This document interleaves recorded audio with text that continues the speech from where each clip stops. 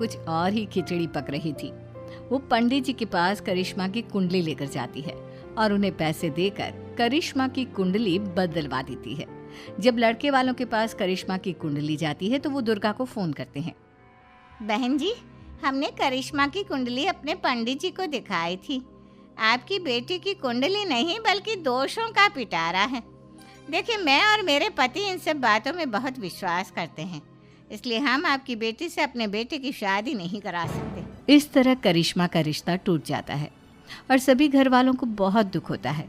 अब कविता सोचती है, चलो करिश्मा का तो रिश्ता टूट गया, अब रेशमा का भी रिश्ता तोड़ना है। क्या करूं? अब सविता आवाज बदलकर किसी अननोन नंबर से रेशमा के होने वाले ससुराल में फोन करती है। हेलो, मैं कौन हूँ कौन नहीं ये आपके लिए जानना ज़रूरी नहीं। बस इतना सुन लो कि रेशमा का 2 साल से किसी के साथ अफेयर चल रहा है। बस रेशमा का रिश्ता तोड़वाने के लिए सविता का इतना कहना काफी था। अब रेशमा का भी रिश्ता टूट गया। मयंक और दुर्गा देवी ने रेशमा को खूब खरी खोटी सुनाई और उससे बार बार उस लड़के के बारे में पूछने लगी। आप दोनों मुझे क्यों परेशान कर रहे हो? अरे कोई लड़का होगा मेरी लाइफ में तो मैं बताऊंगी ना। जब कोई है ही नहीं तो कहाँ से लाऊं मैं कोई लड़का? तो तेरे होने वाले ससुराल वालों को फोन किसने किया था? माँ, मैं नहीं जानती किसने फोन किया था, मैं सच कह रही हूँ। मैं तो पहले ही कह रही थी इसकी लगाम खींच कर रखो, लेकिन मेरी सुनता ही कौन है। आप चुप रहिए भाभी, ये सब आपका ही किया धरा है।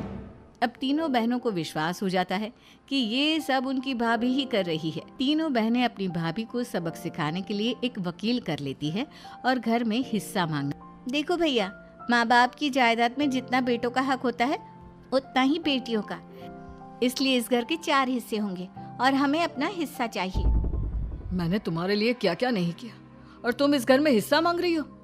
भैया, आप और माँ हम बहनों की कोई बात नहीं सुनते हो और भाभी हमारी शादी नहीं होने देगी क्योंकि उन्हें लगता है कि आप हमारी शादी में ज्यादा पैसा लगाओगे और उन्हें हम जैसी फ्री की नौकरानी कहाँ मिलेगी।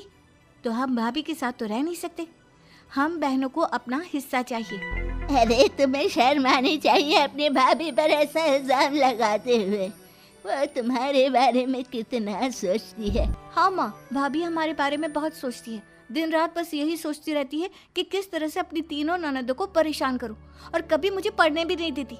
दोनों बहनों का रिश्ता भी तो इन्होंने ही तोड़वाया है और रात में हमारे कमरे में आकर हमारी चीजें भी चुराती हैं। इसी तरह सविता की तीनों ननदें अपनी बात पर अड़ी रही। अब कोर्ट में तारीख भी शुरू हो गई। जब सविता को लगा कि उसकी तीनों ननद इतनी आसानी से नहीं